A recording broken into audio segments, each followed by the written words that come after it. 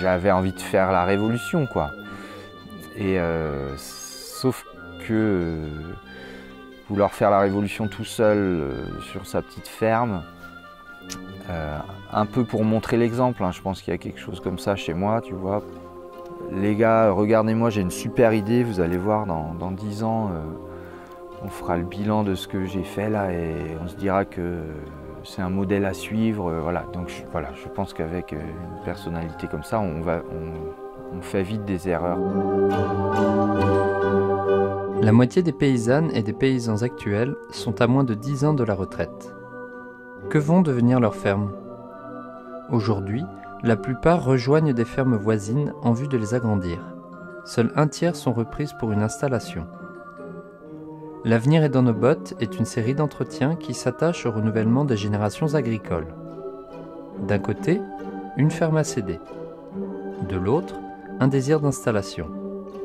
La rencontre ne va pas de soi et cette série, via les expériences qu'elle relate, a pour ambition de la faciliter. L'avenir est dans nos bottes, une série audiovisuelle par Jérémy Quédon.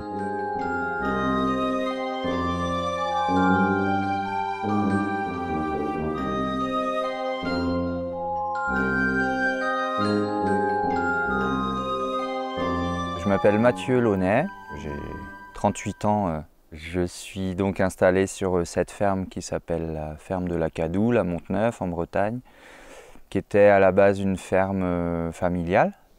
Ce qui a été un déclencheur ou quelque chose de facilitant clairement, c'est que j'avais la quinzaine d'hectares qui m'attendaient, quoi.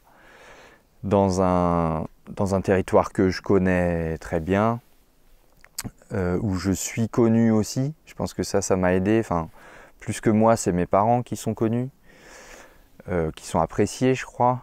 Et donc en arrivant avec 15 vaches que tu traites dehors, avec un tracteur des années 70, dans un décor comme ici, je pense que ça aide.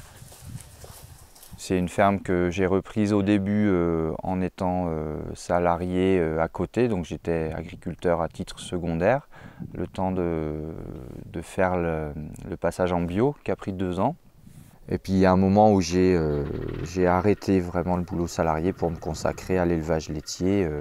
Au début, je me suis lancé avec une vingtaine de vaches laitières, puisque j'avais en tête que sur 1 hectare, on peut élever une vache à peu près. Donc mon projet était calé là-dessus, quoi, hein.